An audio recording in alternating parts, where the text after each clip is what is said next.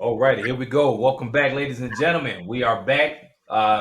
Fantasy Pro Insider with my man, Fantasy Guru. He is back at it again. It's good to see you. Hope you're doing well out there in Carolina today. We got a special guest, ladies and gentlemen. You think the Guru is the Guru? Wait till you see Aloha Al. Aloha Al, welcome to the show. Man, I can't wait to hear what you got. I heard a lot about you, so we're going to get this going. So, how about you guys say what's up to everyone? He is the extreme knowledge one. That ain't no doubt about it, man. It has been for as long as I can remember 21 years of it that I've been hip to it. And like I Yeah. said, the first year he just annihilated us. And Okay. it's been going strong. We've been going strong since. I, And so he's on deck. He's going to help us out because I've had a few struggles myself here with Hey, it's good to see you, though. It's good to see you, though, technology. Guru. But I am on board for the whole year. I'm not going anywhere unless I have another accident. Well, I'm excited. I'm excited to have Aloha Al with us, man. We got the same format as last year, ladies and gentlemen. We're going to kick things off for this format. We're going to go with the quarterbacks and wide receivers. I'm going to go ahead and defer to Aloha Al, and he's going to kick this thing off for you. all right. So I'm going to start us off with quarterbacks here, and I'll take the first half of them. So I will tell you guys, this is my 25th straight year of fantasy football. In my first draft, Fred Taylor was my first ever pick, and that was the year that he became Fragile Freddy. I tell you what, though, he does ditch it. He does ditch a mean football when he blows his Achilles. Yeah, he was a special back. But I'm going to take the first this first group here. Okay. There's no big surprises here coming out of your draft, I don't think. These are I would say these picks are fairly chalk, but it's a good start for week one for sure, because that's where you should be starting, is with chalk on week one. So at number one, we have the Thursday night game and Josh Allen. So you'll get to see that action right away. Number two, we have Justin Herbert, who showed really marked improvement last year and probably will take another step forward this year. There's no doubt about it. I would say he's a mobile quarterback, but not a running quarterback. I would define him as being mobile within the pocket, sort of like an Aaron Rodgers was when he was younger. Then we go on to Patrick Mahomes. Good matchup this week. Kyler Murray, who I think was pretty underrated in a lot of drafts. People kind of slept on Kyler coming off of a bit of an injury last year, I think. Lamar Jackson definitely due back for a bounce back season, and you're going to get those built-in running yards. So I'd say with Lamar, he probably has the highest floor of any quarterback, because you can talk about ceilings all you want, and he'll probably get back to that high ceiling again this year, but his floor is very, very safe, because the running game there is not much other than him right now. So we'll have to see how Dobbins looks coming back off his injury. If Dobbins looks okay, they're going to ease him back in. I don't see Dobbins with a heavy workload right away. So next we're looking at Aaron Nick Cage Rodgers up in Green Bay. I don't think anything needs to ever be more said about Aaron Rodgers. I think it's all been said. Russell Wilson, though, really interesting at number 7. This is what we've come to know as the revenge game, and they pop up every now and again. It's really fantastic. We've got 2 or 3 of them, I think, in week one. So that one, I believe, is the Monday night game. So that will be right there in prime time for everybody to see. And I absolutely think Russ balls out in that game and hangs big numbers on his old team. There's not much they're going to be able to do to stop him. So a lot of people like to make fun of Russ and say he's kind of square and stuff like that, but Russ is a player, so I think he'll be fine. And then Tom Brady, the name tag put up on our board in our draft was simply Jesus for Tom Brady. So he was, I mean, you can't say anything more there other than I will say there are some offensive line woes there that give me a little bit of pause with Brady this year. Godwin's dinged up. Uh, there's a lot of talent there, but the one thing that Brady's always had trouble with is pressure right up the middle. If you get in his face coming up the middle, he's a different quarterback. Changes the whole complexion of the game when you do that to him. If you don't do that to him, he's going to kill you. Uh, let's see. At number 9, we have Jalen Hurts, who I think is everybody's darling this year. And 9, I don't know if he'll ever finish that low any week this year. I mean, his floor also because of his mobility is pretty incredible. And now with the receivers they've added to the mix, that changes everything. He's got AJ Brown there, and he's got Yeah. his second year receiver there too. So they're a pretty loaded team, not necessarily out of the backfield, but certainly out of the quarterback and wide receiver position. Let's see, number 10 we have Joe Burrow. So we have to see if we're going to have early season Joe Burrow from last year, or if we're going to have that little stretch right down at the end of the season when he just lit everybody up. So we'll just have to see what we have with Joe Burrow. So I think 10 is just about right for him. Old reliable Prescott at number 11. So we'll see what he has to offer this year. Dak has still got it. He's not a running quarterback anymore. He used to run more. He used to rush for touchdowns. I suspect that he probably has just enough mobility to kind of roll out and still be a really good pocket passer. So Dak is known, if he stays healthy, known to put up really big fantasy numbers. Yeah. Number 12, this is the last one I'll take. This is, I think, for a lot of Sharks, Trey Lance was the pick. If they're waiting for quarterback, he's the one they're hoping falls on. So if you're waiting, those guys who waited way into their draft for their quarterback, they were waiting for one purpose, and that was probably Trey Lance. And again, he offers that floor of those built-in rushing yards, those built-in points that he's going to get week in and week out, and there's nothing anybody's going to be able to do about it. Okay. All right. I like it. I like it. I'm going to keep it going. At 13, we had Matthew Stafford. I picked him up in my draft in late rounds, mid rounds. I think it's the same thing with Joey Burrow. Stafford end of the season just lit everyone up. Get some threats out there. Obviously with Cooper Cup, no OBJ for right now, but he's got a couple of other threats out there. So I'm looking for Matthew Stafford to have another good year. At 14, my team, Las Vegas Raiders, Derek Carr. I see Derek Carr moving up the charts throughout the season. We're going to talk about the receivers in just a bit. He's got not only two threats at wide receiver, he's also got a tight end who's back, who's should be healthy coming in now. Good running game out there as well in Las Vegas with Derek Carr at 14. 15, this is going to be interesting to hear. We got to see what this young man is going to do. Hopefully, he bounces back out there in New Orleans. Jameis Winston. We'll see what Winston's going to do. He's got Michael Thomas coming back this year at the wideout receiver, wideout spot. So we'll see what Jameis is going to be able to do. At 15, 16, Kirk Cousins.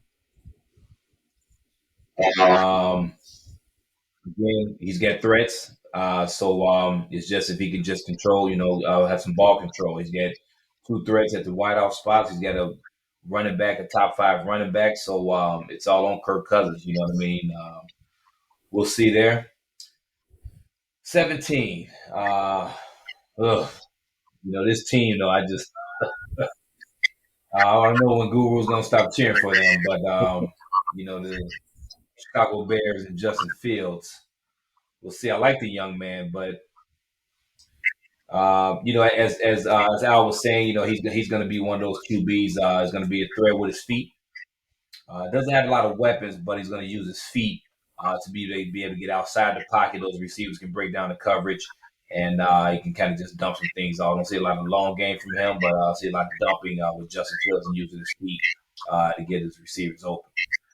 Coming in at 18, Carson Wentz, another new team. He's out there with the Commanders now. So we'll see what Carson do. He's got a young receiver out there. He's got a big fat contract, so he's looking to get make use of that big fat contract with his receiver out there. So we'll see what Carson's going to do.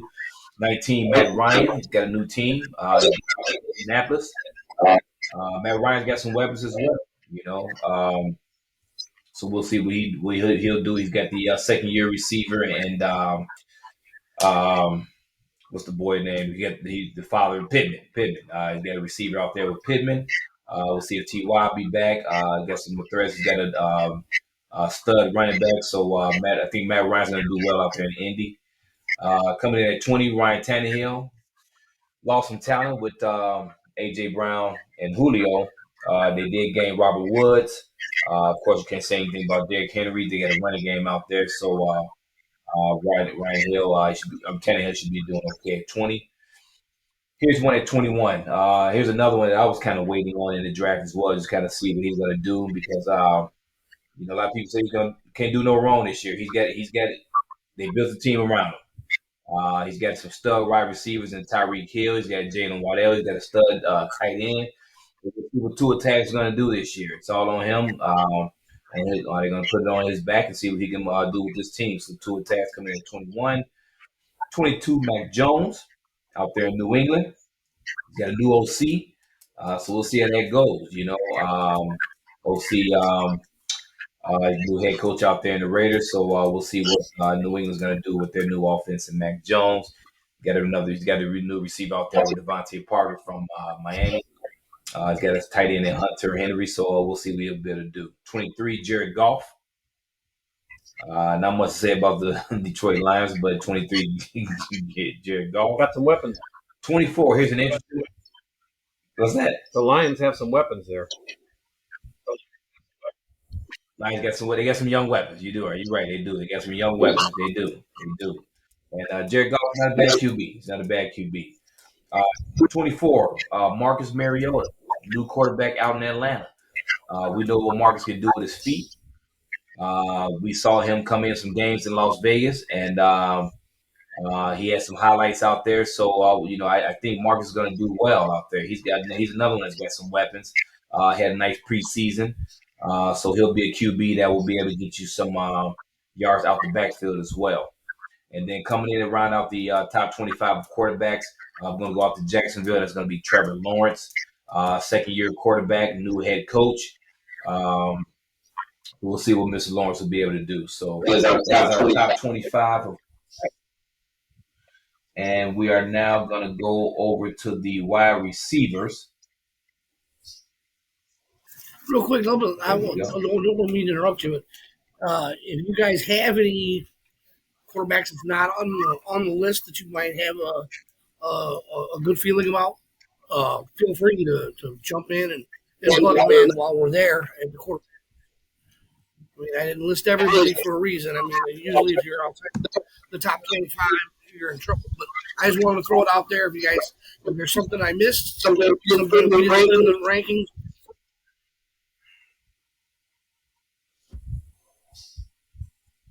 I got no one.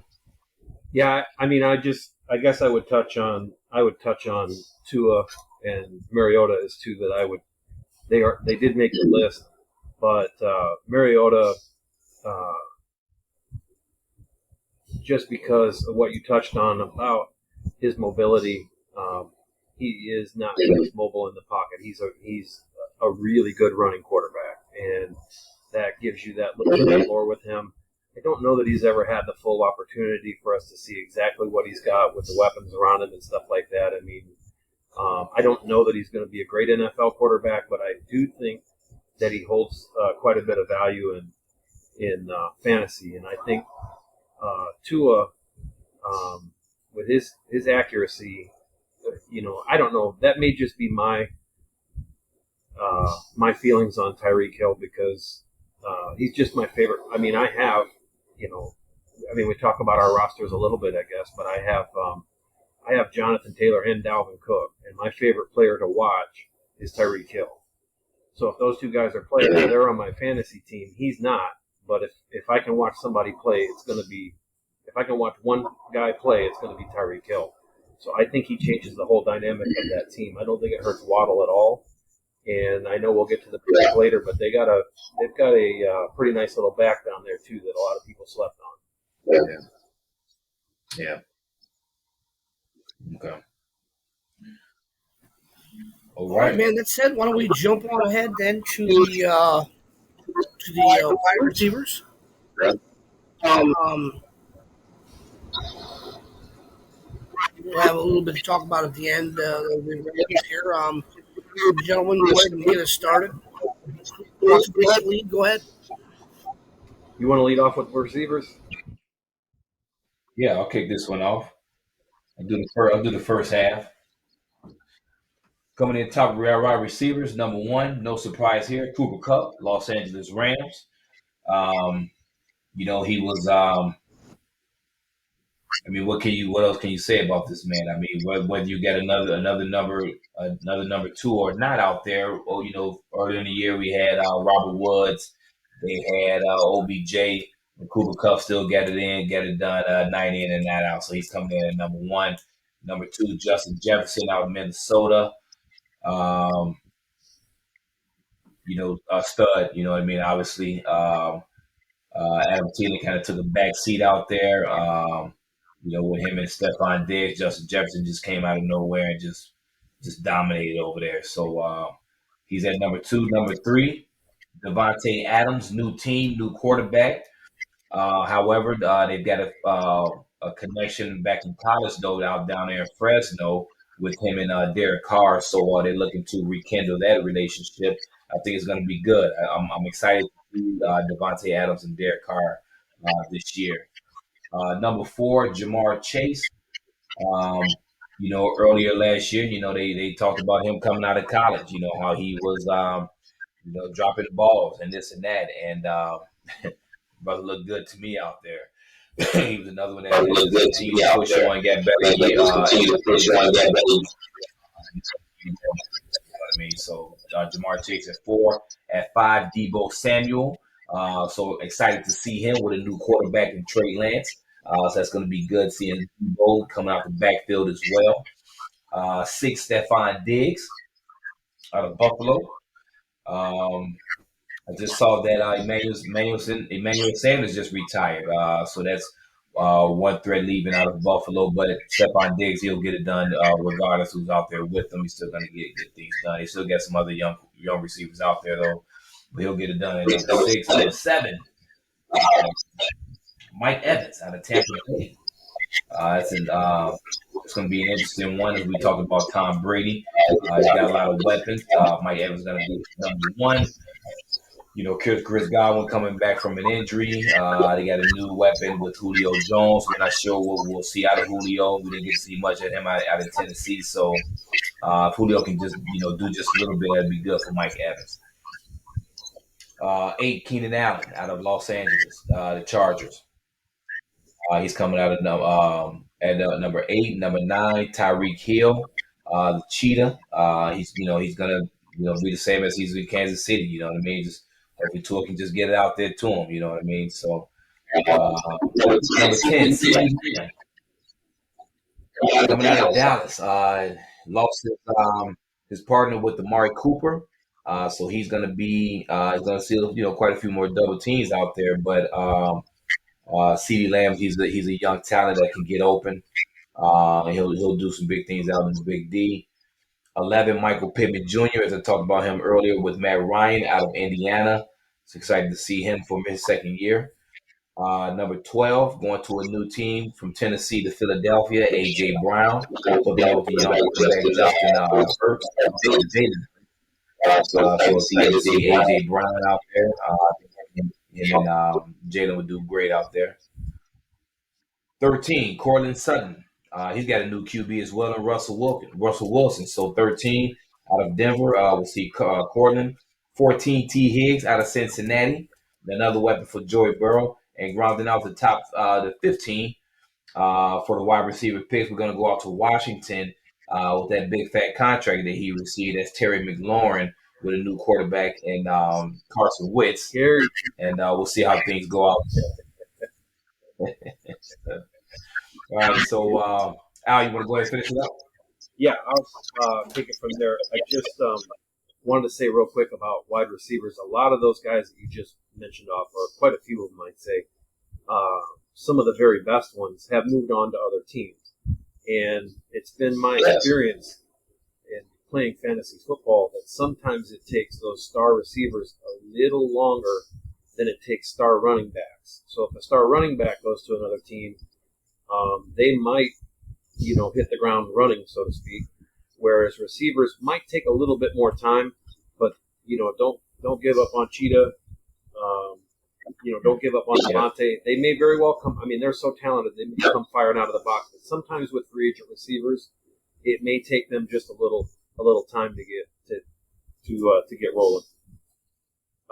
Number 16, Big Mike Williams, and I'm glad the letters are here because I would be prone to say San Diego, so I'm going to say the Los Angeles Chargers. If Big Mike doesn't jump 3 feet in the air and come down and break himself like he normally does at some point in the season, well, I'll put it to you this way. Through the first half of last year, he was right there in terms of points with Cup. He and Cooper Kupp were pretty much neck and neck in fantasy points. So if Big Mike can keep it rolling, he's got the quarterback, he's got the offense to make it happen out there for sure. And even with Keenan drawing all those targets, Keenan's never been a big touchdown guy. Mike Williams is going to be the deep threat and the touchdown guy there, red zone guy. Then we have DJ Moore. The guy gets overlooked year after year in drafts, and it's because he puts up 1,100 yards and 4 touchdowns every single year. I like that to change this year. I like him a lot more than I have in years past. Some people love Baker, some people hate Baker. I don't care. I'm indifferent.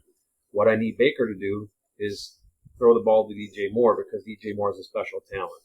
And I do like his touchdowns to spike this year. I suspect his touchdowns spike. Next, Hollywood. Marquise Brown on a new team in Arizona. Same deal. We're looking at, he is now there with Lamar, and you've got you've got Mark Andrews there, who got hyper targeted last year, particularly once Lamar was out. And it really kind of inflated those numbers. But do not sleep on Hollywood this year. He showed a lot of special talent at his time in Baltimore. He never quite broke through as that, top 10 guy yet, but I really think it's a matter of time for Hollywood. Let's see. Also, something you mentioned earlier about Devontae and Derek Carr having the college hookup. That same thing with Kyler and Hollywood. They, I believe, had some time together in Oklahoma, and they have that same connection. Kyler wanted him out there in Arizona. Don't want to spend too much time there. Jerry Jeudy, I think that's about where he belongs. I think Sutton is the number one there in Denver. And, Jeudy is the guy in PPR, especially, that'll bring you a few more points, but he just hasn't shown it yet. But if anybody can bring it out of him, Wilson can. Jalen Waddle, another guy that was hyper-targeted last year and who Tua clearly loves. He's got some more talent there with him now, and you can count on Tyreek drawing a lot of that coverage from him to the other side of the field. Jalen's no longer going to draw the number one cornerback. So he probably benefits, I'd say. Then we have Darnell Mooney for the Chicago Bears. They're going to have to put up some points to be able to play with Green Bay on Sunday, so it should be a pretty good start for Darnell. If they can't take him away completely, I do expect him to have a pretty nice week in week one. Let's see.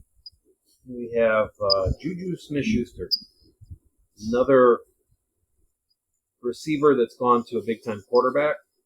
This time it's more of, a good receiver going to a great quarterback.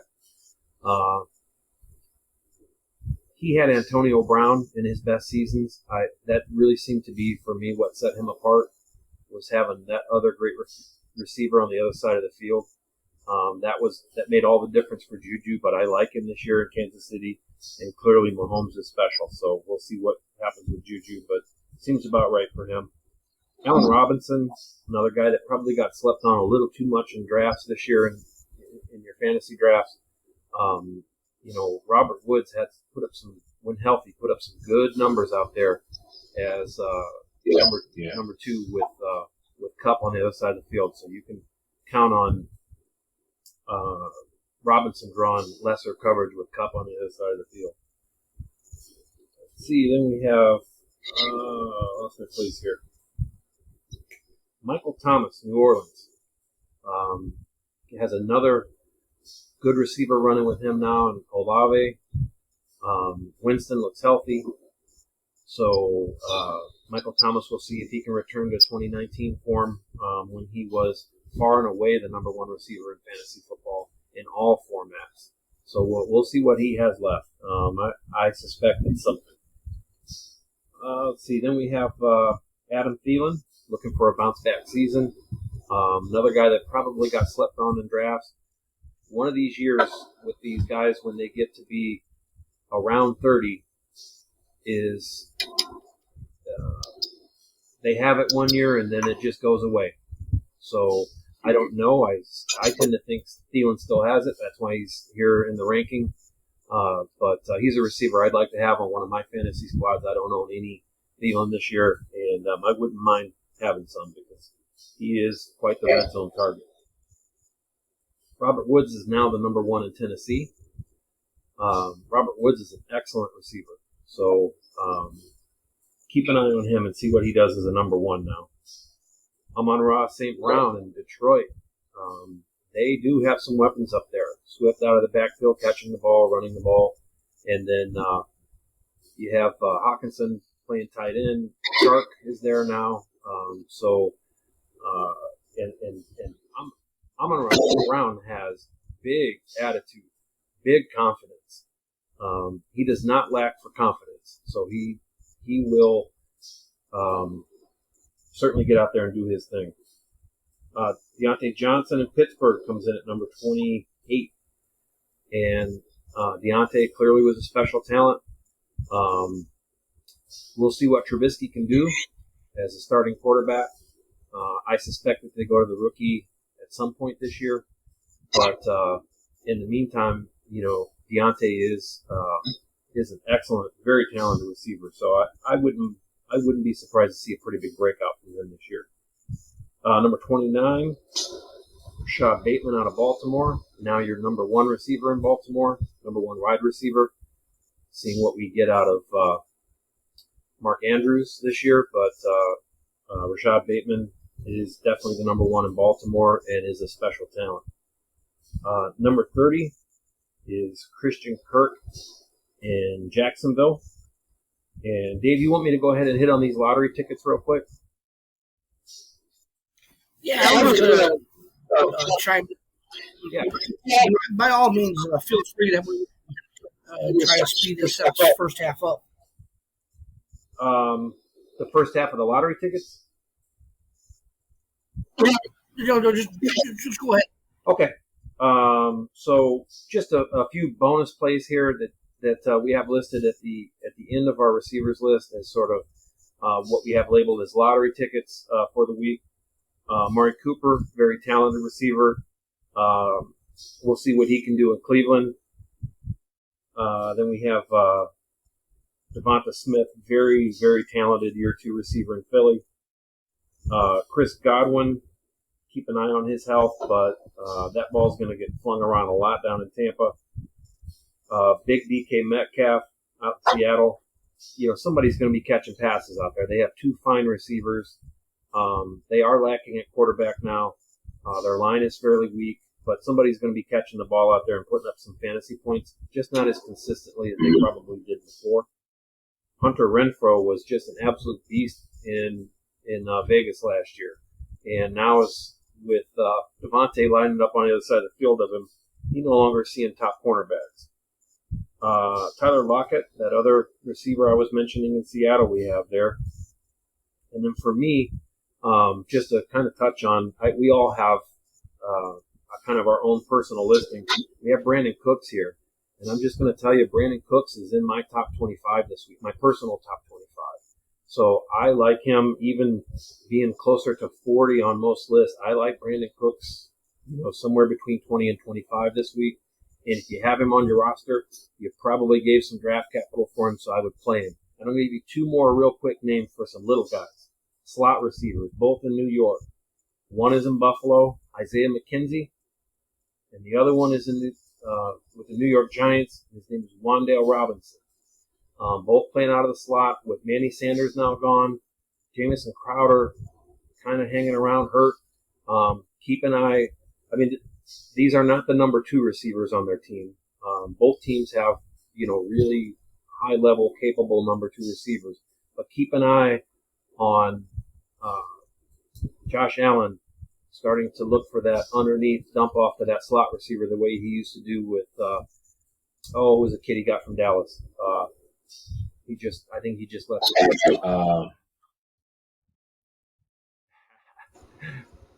Anyway, there anymore. Beasley.